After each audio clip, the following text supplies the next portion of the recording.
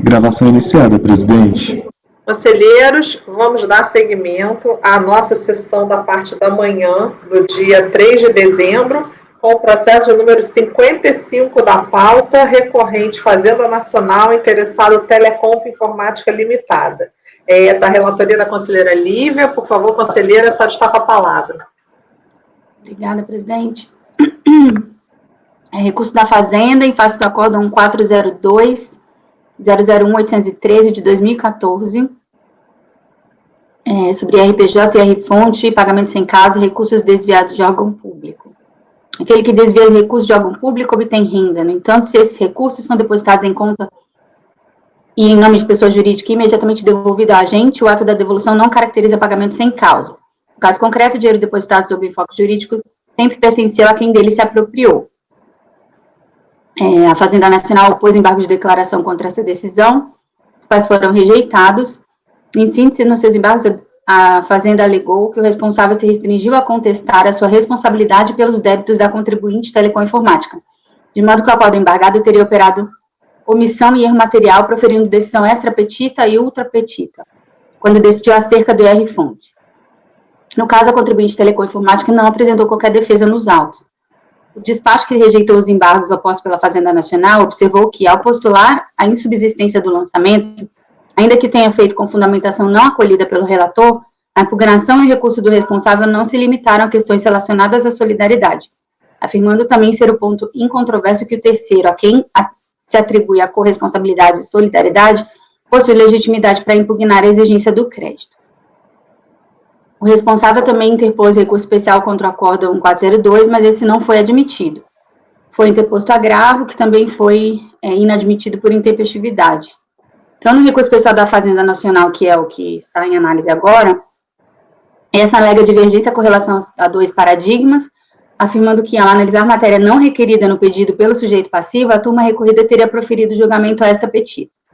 No caso, matéria não recorrida, ela entende porque o responsável teria se defendido apenas da responsabilidade segundo ela, e então não poderia o acórdão ter exonerado a totalidade de R-Fonte, que foi o caso, né, do acórdão recorrido. Em 2016, o presidente da Câmara deu seguimento ao recurso, transcrevo o despacho de admissibilidade, que tem aos acórdãos dos paradigmas e caracteriza a divergência.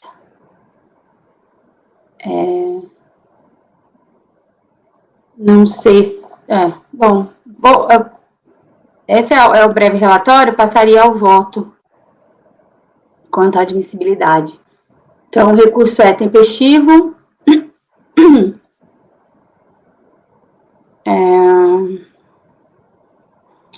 No caso conforme relatado, o acórdão recorrido, analisando o recurso voluntário interposto pela pessoa física indicada como responsável na auto de infração, considerou que a R-Fonte não seria devido, tendo exonerado tal lançamento.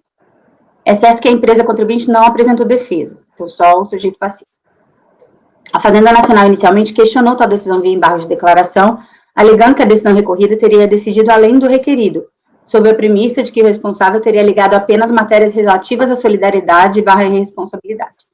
Tais embargos foram rejeitados exatamente porque, no entender da autoridade prolatora do respectivo despacho, tal premissa da embargante não estaria correta, eis que, de acordo com sua análise do acórdão recorrido, esse teria considerado que o responsável se insurgiu também contra o lançamento tributário.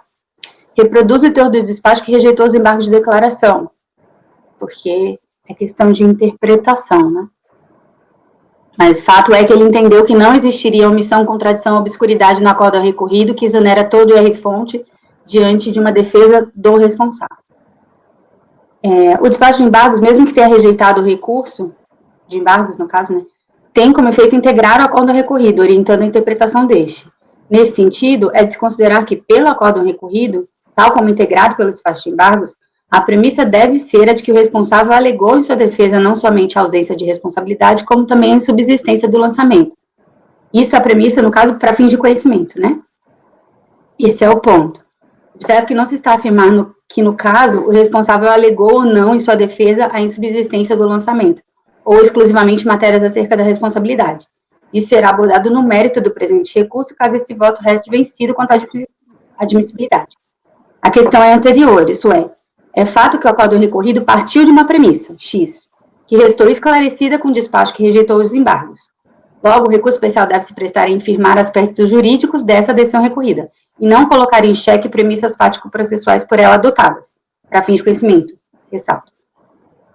O recurso especial se presta a decidir matéria de direito, por isso é exigida a demonstração da divergência jurisprudencial para que se defina se, diante de fatos juridicamente comparáveis, qual a interpretação jurídica deve prevalecer. No caso, o recurso especial pretende sustentar a tese de que é vedada a prolação de decisão extra petita, sendo que o acórdão recorrido não disse que a decisão extra petita é válida. Dito de outra forma, o acórdão recorrido, integrado pelo despacho que rejeitou os embargos, não disse que, a despeito de o responsável ter se limitado a defender a sua responsabilidade, seria legítimo cancelar o próprio lançamento do tributo e a refonte. Pelo contrário, o que o acórdão recorrido, integrado pelo despacho de embargos, disse foi que, considerando que o responsável impugnou também o lançamento do tributo, esse poderia ser analisado na respectiva decisão e, se fosse o caso, cancelado. Novamente, eu não estou a afirmar que o sujeito passivo impugnou o lançamento de refonte e não apenas a responsabilidade.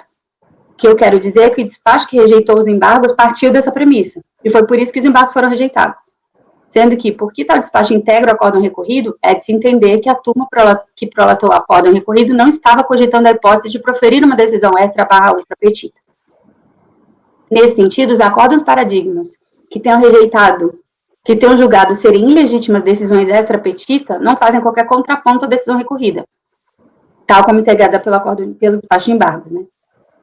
Para a demonstração da divergência jurisprudencial no caso dos autos, entendo eu, a recorrente deveria ter trazido como paradigmas decisões que tivessem, tal como a decisão recorrida, analisado a possibilidade de se cancelar o lançamento de tributo exclusivamente com base em uma defesa apresentada pelo responsável. Daí, porque no entender dessa relatora, com devida vênia ao entendimento esposado pelo despacho de admissibilidade, não há divergência jurisprudencial a ser decidida no presente recurso especial. A Fazenda também requer a reforma do acórdão recorrido ante a natureza de matéria de ordem pública preliminar por ela arguida. Especificamente, fala-se em decisão extra petita, que isso seria matéria de ordem pública, isso teria a servir de conhecimento, então, independentemente da demonstração de divergência.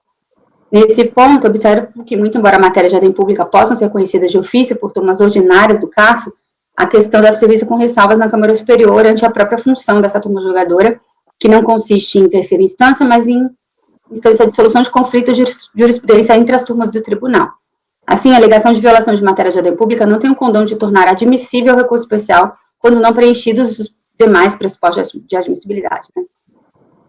Sem a necessária demonstração de divergência, essa turma não pode conhecer de recurso especial.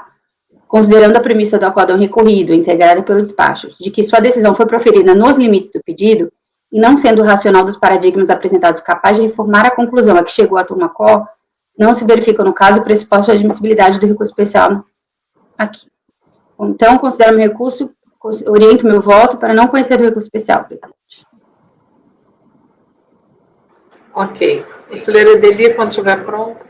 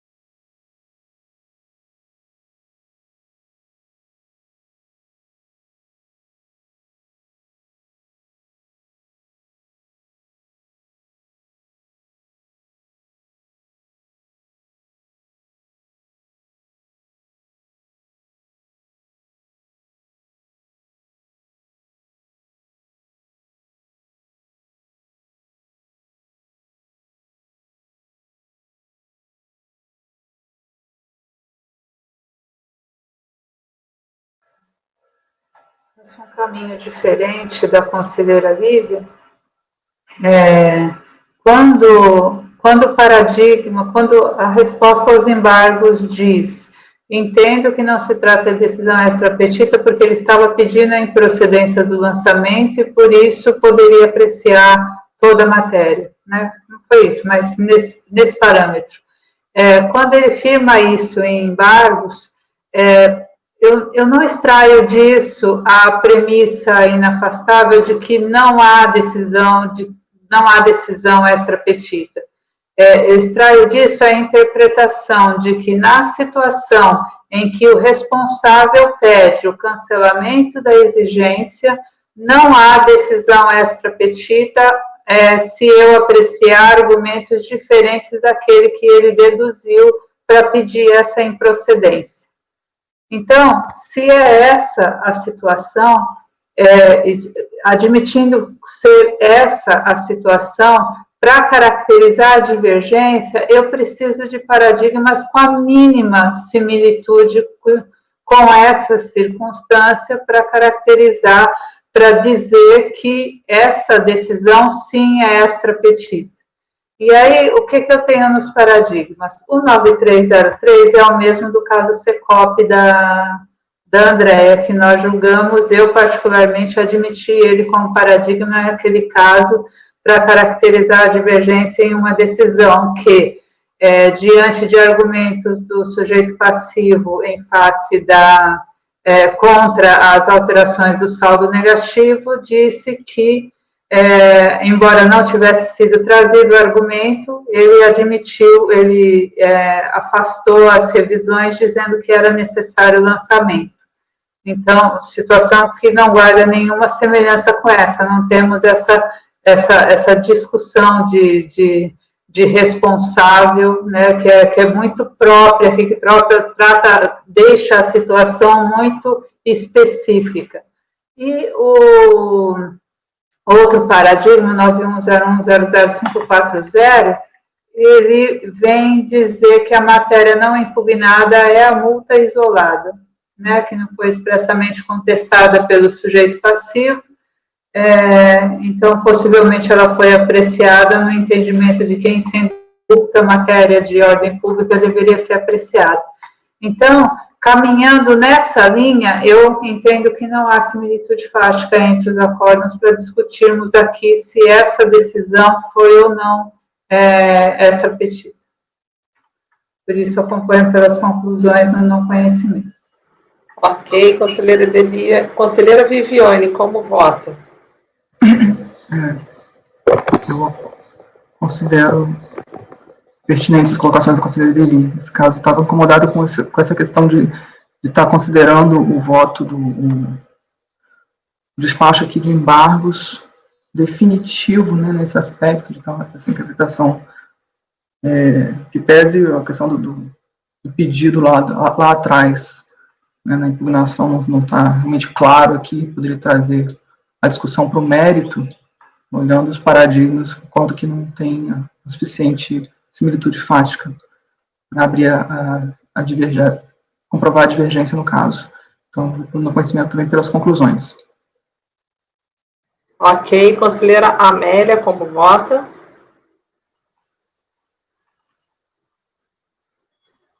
Eu acompanho a relatora. Conselheiro Fernando, como vota? Presidente, vou acompanhar a relatora pelas conclusões também. Conselheiro Tozelli, como vota? Eu também acompanho pelas conclusões, presidente. Conselheiro Caio, como vota? Acompanho a relatora sem ressalvas. Eu acompanho a relatora pelas conclusões. Então, não conhecido por unanimidade, pelas conclusões, Edeli, Viviane, Fernando, Tozelli e Andréia. Certo? Então, a relatora vai ter... Oi, relatora, pode falar. Então, eu gostaria de... eu até comecei a anotar, mas eu não sei se eu compreendi. Na situação que o responsável pede o cancelamento da exigência, não há decisão extra-petita se apenas o fundamento adotado é outro. Eu sei que a Adeli não está falando de fundamento aqui, porque ela distingue fundamento de matéria, então eu só precisaria de mais detalhes para falar as conclusões. Não há semelhança entre os acordos, não há similitude fática, porque seria necessário que os paradigmas tratassem de uma situação na qual, porque pedido o cancelamento da exigência pelo responsável, seria possível apreciar qualquer outra matéria de mérito, ainda que não arguída. Tá. Ok, relatora? Podemos... Eu estava num passo antes, assim, porque o raciocínio de não existir similitude foi porque foi superada a questão de que seria extrapetita, mas de repente eu assistindo de novo eu consigo. Porque essa é a parte que já está no seu voto com a qual eu não concordo, né? O fato do despacho de embargos dizer que a decisão não é extrapetita, isso não é uma dessemelhança, isso não é uma circunstância que possa impedir a caracterização da divergência, né? Ele só coloca, o esclarecimento feito em embargo só coloca os reais contornos, os contornos que necessariamente a gente deve observar para os fatos desse processo ao compará-lo com os paradigmas. Tá, obrigada. Ok, então vamos lá. Vamos passar para o processo número 56 da pauta de relatoria da conselheira Amélia, recorrente a J.A. Dalla Valle, e o interessado é Fazenda Nacional. Conselheira, sabe estar com a palavra.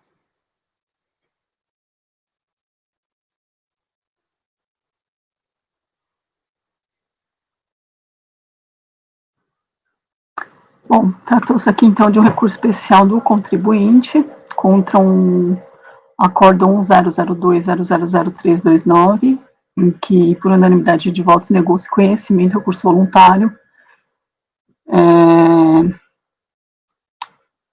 em razão da sua intempestividade, né? Inconformada, ela apresentou, então, recurso especial com divergência de jurisprudência em relação à tempestividade, opção pelo domicílio tributário no curso do processo. Foram apresentados aqui como paradigmas 1401.002.506, a conselheira Lívia foi a relatora desse paradigma. Na verdade, foi só esse.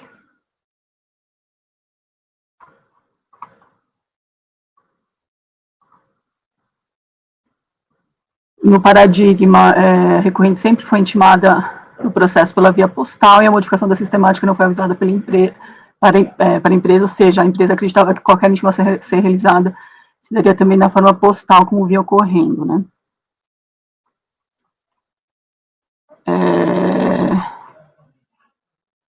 A GFN apresentou contra razões, guinando apenas pela manutenção do acordo recorrido.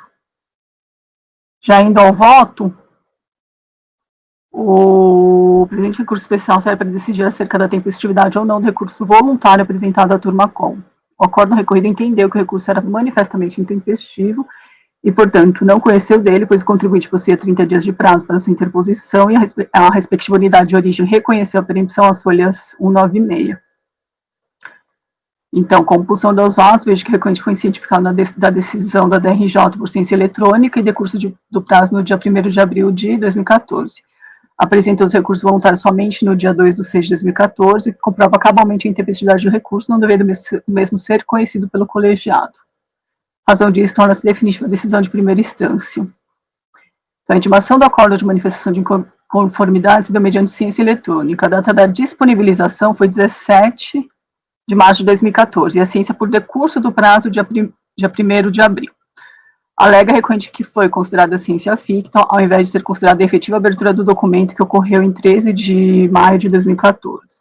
De tal forma que o recurso voluntário apresentado no dia 2 de junho de 2014 se mostrava tempestivo, já que sempre foi intimado no processo pela via postal. E a modificação da sistemática não foi avisada à empresa.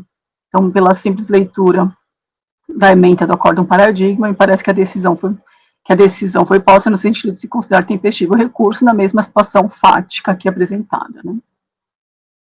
Então, razão pela qual eu conheço do recurso especial da contribuinte nos termos do despacho de admissibilidade. Seguindo ao mérito, Nos processos administrativos fiscais que tratam da constituição de crédito tributário, a matéria pertinente ao oferecimento de recursos administrativos foi confiada ao decreto, cujo artigo 33 concedeu ao sujeito passivo prazo de 30 dias contados da data que foi feita a intimação da decisão para oferecimento ao órgão do jogador de segunda instância, recurso voluntário. No seu artigo 23, observa-se que a ciência de atos processuais sujeito passivo poderá ser realizada, entre outras formas, pessoalmente, pelo autor do procedimento, por agente do órgão preparador na repartição fora dela, aprovada com a assinatura do sujeito passivo, seu mandatário preposto, ou no caso de recusa, com declaração escrita de quem o intimar.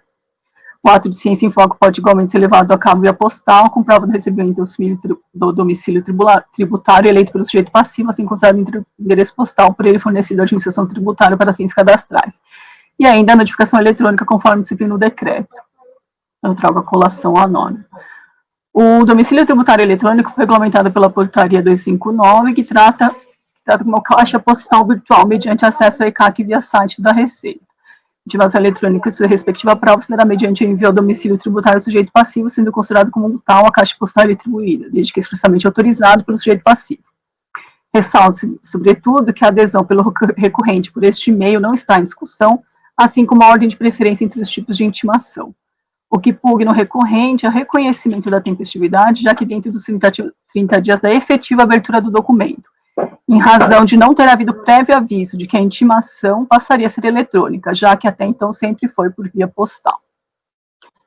Nesses termos, invoca a portaria 259 alterada pela 574/2009, que determina, artigo 1º, o encaminhamento de forma eletrônica de atos e termos processuais pelo sujeito passivo ou pela Secretaria da Receita Federal será realizado conforme disposto na portaria.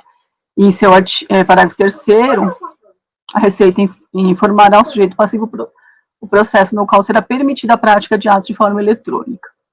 Então, dessa forma, na linha do paradigma apresentado, como as intimações anteriores foram por via postal e a Receita não informou acerca do procedimento eletrônico como determinou a portaria, entendo que o recurso apresentado dentro dos 30 dias contados da data da abertura dos artigos digitais é tempestivo.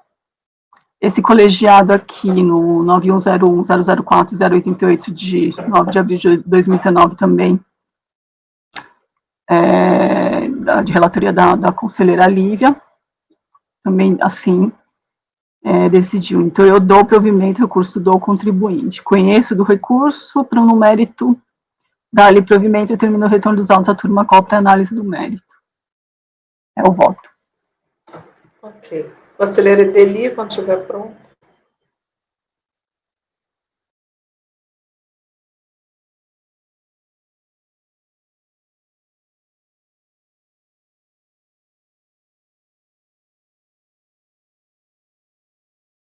Pode falar, Viviane. Tentando recuperar aqui, mas tenho com certeza que a Câmara Superior se julgou exatamente um caso desses. O contribuinte havia optado para receber as intimações de modo eletrônico, e aí no curso do processo deixou de receber meio postal para receber de modo eletrônico. Vamos localizar aqui o precedente, como é que ficou. Ok, conselheira Lívia. Além desse citado pela Amélia, que a Amélia citou que não, é da turma ordinária, da Câmara Superior. Isso, ela citou no final. É um caso que a senhora divergiu, acho que o Rafael também. Não, o Rafael foi comigo pelas conclusões. A Adriana, a senhora e o André divergiram. Mas está citado no final do voto da Amélia. Não sei se tem outro caso, né? Eu não lembro. Não, perdão, eu fiquei olhando o seu voto da turma ordinária e perdi o final do voto da Amélia. Ok. Lembrava dessa discussão. Só por honestidade, esse caso específico, após a opção, a Receita intimou de novo por via postal. Então, a Receita deu a entender, o caso julgado pela Câmara Superior já, a Receita deu a entender, mesmo depois da opção, que ela intimaria ele por via postal. E aí o Rafael foi pelas conclusões, me acompanhou pelas conclusões, porque no entendimento dele, era só por isso, só por essa parte final, e eu incluí essa parte final na minha, inclusive porque eu também concordo com ela. Mas eu mantive o raciocínio do meu voto, que foi acompanhado pela maioria, de que a intimação é processo a processo e não uma intimação genérica da Receita, de que vai ser via eletrônica, né? Então, só para colocar aqui, o caso que a gente julgou na Câmara Superior era um pouquinho mais específico. do que o caso agora. Aí, quanto o caso de agora, talvez a Amélia possa esclarecer mais, porque os fatos de agora eu ainda estou olhando. Conselheiro Fernando, pode falar. Presidente, eu já vou antecipar que eu divirjo desse entendimento, tá? Com a devida vênia. Eu acho que a gente sempre tem que ler a portaria olhando para o ato superior, né? E o PAF, ele deixa muito claro, o decreto 7235, que as intimações não têm preferência de ordem. Pode fazer intimação pessoal, eu posso fazer intimação por AR, eu posso fazer a intimação por meio eletrônico. Esse tipo de questão não existe, né? Então, vamos dizer que se a fiscalização estivesse dando a ciência para o contribuinte sempre presencialmente, depois, na hora de dar ciência da decisão da DRJ, alguém teria que ir lá dar ciência pessoalmente, porque ele durante todo o procedimento foi pessoal, né? Não existe preferência de ordem, nem nenhuma norma que não diga que eu não possa alterar. Fazer uma hora de um jeito, uma hora de outro modo, não há problema nenhum. Eu posso usar qualquer dos meios disponíveis, não há preferência de ordem. E a questão da Receita informar é simplesmente quando o contribuinte faz a opção pelo domicílio tributário eletrônico, ele imediatamente é informado que dali para frente ele pode, não é que ele vai ser. Tanto é que se, imaginemos, né, que se a fiscalização quiser continuar indo num contribuinte, ela poderá ir presencialmente, senão ela teria que fazer tudo depois por meio eletrônico, né? Não existe essa preferência de ordem com a devida vênia, né? E eu vou falar algo aqui, assim, que não é jurídico, mas é algo que quer dizer, não é jurídico, quero dizer que o que eu vou exprimir aqui é algo da praxe, né? Nenhum processo seria mais válido a intimação por meio postal, por meio eletrônico. Porque não vai, esse aqui você vai ser por meio eletrônico. Não existe, até porque se fizer isso, está contrariando a lei que diz que não há preferência de ordem na utilização dessas intimações, né?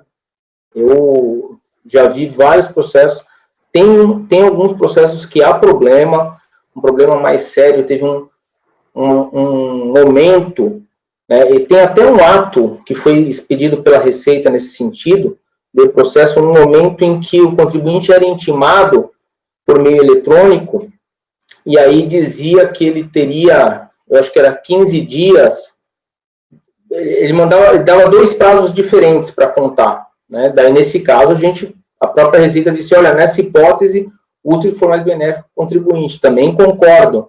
Se fizer a intimação por via postal e fizer por meio eletrônico e o contribuinte utilizar que der mais prazo para ele, também é válido. Agora, fazer por meio eletrônico, o contribuinte tomar ciência e depois alegar que houve alteração, que ele não foi informado antes, com a devida vênia, eu acho que isso aí a gente contrariaria o próprio PAF com essa interpretação. Conselheiro, ok, obrigada. Conselheira Amélia, depois conselheira Lívia. Não, Fernando, eu também concordo com isso, com você. Eu acho que lá na turma eu já me posicionei, por isso que eu fiz até ressalva aqui no voto, de que a gente não está tratando especificamente da questão da ordem de preferência, né? Então, porque com relação a essa ordem também, eu entendo que não há ordem. Aqui nesse caso, eu estou indo diretamente no ponto central, que seria a intimação, o aviso por ele, né, o aviso à empresa pela Receita Federal, sendo que em nenhum momento ali ele foi intimado pela via eletrônica, e ele estava dentro do prazo dentro dos 30 dias daquele momento que ele efetivamente abriu a caixa postal eletrônica, né, porque ele tinha os 15 dias, né, do ficto, e aí se contasse desde o início, os 30 dias do início, ele estaria fora. Mas ele abriu ali depois dos 15 dias, ele abriu, e aí sim, ele fez a entrega do recurso voluntário dentro dos 30, né? Então, eu acho que aí, nesse caso específico, sim, ele deveria ter sido avisado, conforme menciona a portaria, porque com relação à preferência, Eu tenho, inclusive, votos na turma, no sentido de que seria intempestivo, porque não há preferência de ordem com relação à intimação. Né? Então, eu só queria deixar isso claro. Ok. Conselheira Lívia, depois conselheira Deli. Tá. Só, no caso do Zátov, ele vinha sendo intimado de forma postal sempre. Por acaso aconteceu dele ter optado pelo domicílio fiscal eletrônico, isso na prática a gente sabe que acontece porque o contribuinte queria entrar em parcelamento, enfim. Às vezes é o departamento contábil que fez essa opção, nem é o jurídico, quando é uma empresa maior. Na prática, o contribuinte às vezes nem sabe, entre aspas, que ele fez essa opção, porque ele fez essa opção não para fins processuais, ele fez para fins genéricos de Receita Federal. E aí, a decisão foi intimada para ele de forma eletrônica, o primeiro ato nesse processo foi de forma eletrônica, e para ele foi uma surpresa, porque até então ele vinha sendo postal. Então, eu acho que é uma interpretação de princípio de não surpresa nos presentes autos também.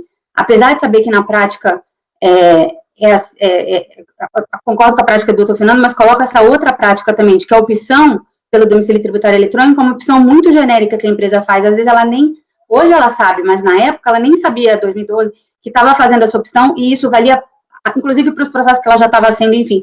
E acho que foi nesse contexto que veio a IN, e aí já é uma interpretação minha, de que a Receita Federal vai intimar o contribuinte dos atos que vai ser permitida a comunicação eletrônica, exatamente para o contribuinte que optou genericamente saber, eu optei pelo domicílio tributário eletrônico, que atos que eu posso praticar eletronicamente? Aí a Receita Federal teria que, por exemplo, num termo de continuidade de fiscalização, enfim, fazer isso de forma eletrônica para o contribuinte já, não precisaria falar, olha, nesse processo você vai especificamente ser intimado de forma eletrônica a partir de então, acho que não tão estritamente, mas de alguma forma deixar o sujeito passivo sabendo que naquele processo específico aquilo vai passar a ser de forma eletrônica, e não numa surpresa, só numa intimação de uma decisão, em que ele sempre, até então, foi comunicado via postal. Acho que a gente tem aqui uma situação também limítrofe de não surpresa do contribuinte, que fez essa opção do domicílio tributário eletrônico, às vezes, de uma forma muito genérica, e que nem sabia que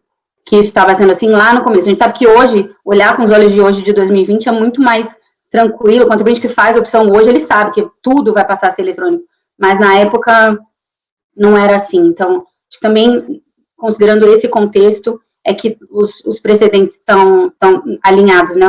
Só para também trazer esse aspecto de prática da época, que é importante. Perfeito, conselheira. Doutora Edeli, pode falar. A questão já é bem antiga para mim, né? Em 2014 eu fiz o primeiro voto nesse sentido.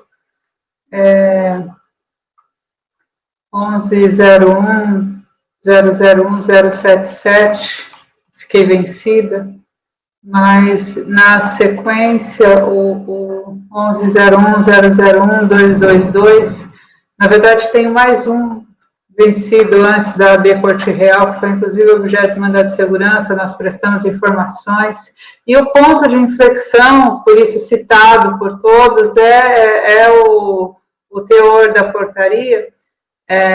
Por isso que eu estava, na verdade, estava vasculhando aqui, procurando um voto em que eu respondesse diretamente aqui a essa interpretação que é feita do parágrafo 3º do artigo 1º da portaria 259/2006. Tenho certeza que eu já escrevi isso, mas não sei se foi em voto, eu acho que não foi em voto. Mas o entendimento é esse que ficou consolidado na terceira turma da Câmara Superior, né, de que não está aí se referir a todos os processos administrativos dos milhares de contribuintes que aderiram ao DTE, mas sim informará, quando optado, será informada a natureza do processo em que esse tipo de ato será praticado, e não individualmente indicar se esse processo passa agora a receber. A portaria não está aqui para definir dessa forma, né? Lembrando, a portaria, esse ato, né, ele foi incluído aqui em 2009, esse dispositivo, depois a portaria de 2006, né, do que estamos tratando, um contribuinte aqui, um processo de 2012, né, então, a gente está já numa situação bem mais estável, né, do que originalmente no momento da opção. Mas, independente disso, né, o contribuinte que faz a opção, inclusive eu me lembro quando eu prestei as informações no mandado de segurança contra o primeiro acordo da AB Corte Real, o próprio patrono do contribuinte tinha uma publicação na internet alertando aos contribuintes, caso façam a opção pelo DTE, tenham consciência de que poderão ser a qualquer momento intimados por meio eletrônico diante dessa opção. Caso tenha feito a opção equivocadamente, nos procure para desfazermos essa opção. É essa a realidade. Né? Então, quem faz a opção pelo domicílio tributário eletrônico arca com essas consequências. Por isso que eu não consigo atribuir a essa portaria a interpretação que se faz. Entendo que uma vez optando, a qualquer momento ele pode ser intimado por via eletrônica e deve, a partir da opção, e se elegeu mal os seus representantes, né, se eles fizeram essa opção sem comunicar aos demais agentes da empresa que eles teriam que tomar esse cuidado, risco ônus na escolha de quem a pessoa jurídica contratou para representá-los. Né, uma vez feita a opção, é a obrigação da pessoa jurídica acessar essa caixa e verificar se há intimações lá das quais ela tenha que tomar ciência sob pena de ser intimada pelo decurso do prazo. Eu não consigo atribuir a essa disposição da portaria essa interpretação dada. Peço vênia e divirjo da relatora e nego provimento ao recurso especial da contribuinte. Ok. Conselheira Lívia, como vota? Acompanho a relatora integralmente. Ok. Conselheira Viviane, como vota? Gente, eu estava tão firme no meu entendimento aqui que eu não lembrava que eu tinha ficado vencido naquele caso anterior na Câmara Superior ali. Eu achei que já tivesse sido decidido no sentido que eu estava entendendo aqui, realmente, em sentido contrário da relatora, né, a partir do momento que faz a opção, quando a gente faz a opção, ele assume que vai ter, né, receber as intimações de modo eletrônico, e isso em 2012, né, não há que se falar em questão de surpresa, devido à vênia, nós teríamos que estar preparados, né, para essa realidade, né. Então, eu divido da relatora, conheço e nego provimento, né? Nego. Ok, nega provimento. Conselheiro Fernando. Presidente, então, já antecipei meu voto, né, eu também vou votar com a divergência, chamando a atenção ainda que o próprio contribuinte, quando ele faz essa opção, é permitido ele incluir lá números de celulares, telefone e e-mail, que ele recebe um aviso dizendo, olha, tem uma comunicação lá para você, né? Não precisaria, só estou dizendo que tem essa facilidade ainda. Também acho que não é uma questão aí, a questão da surpresa ou não, além do tempo passado, ele já tinha feito a opção, né? E aí a opção é irretratável enquanto ele não voltar atrás. Então, com a divergência, presidente. Ok. Conselheiro Tozelli, como vota? Presidente, eu vivi na prática esse transtorno do domicílio fiscal eletrônico, participei de várias demissões de funcionários que clicaram na opção e ensejaram perdas de prazo. Sei que aqui está na lei, o problema é esse. A intimação eletrônica está prevista na lei. E é uma opção que o contribuinte faz, independentemente de se foi o departamento contábil para fim de parcelamento. O fato é que um representante da empresa optou por um meio eletrônico de intimação decorrente da lei. E a lei fala que é 15 dias que caiu na caixa. De novo, eu acho que não é justo o que a lei está falando, mas quem sou eu para falar de justiça aqui? É aplicar a lei. E, infelizmente, nesse caso, aplicando a lei, o recurso está intempestivo. Então, nesse sentido, eu acompanho a divergência, presidente. Ok. Conselheiro Caio, como vota? Eu acho um tema bastante complicado. Eu acho que existem excelentes argumentos dos dois lados.